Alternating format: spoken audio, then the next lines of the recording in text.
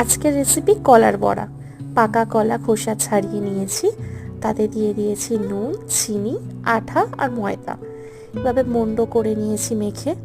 এবার হাতের সাহায্যে ছোট ছোট আকারে গরম তেলে দিয়ে দিচ্ছি। তৈরি হয়ে যাবে লাল লাল বড়া। হালকা আঁচেই ভাজবো যাতে ভিতর থেকে ভালোভাবে ভাজা হয়ে যায়। এটা খেতে খুবই ভালো হয়, এটা শুধুই খাওয়া যায়।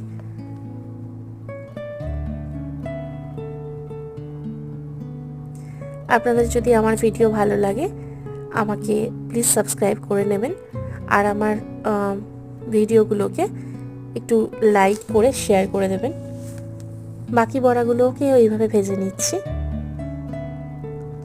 আপনারাও বাড়িতে তৈরি করতে পারেন এবং কেমন হয়েছে আমাকে অবশ্যই কমেন্ট করে জানাবেন।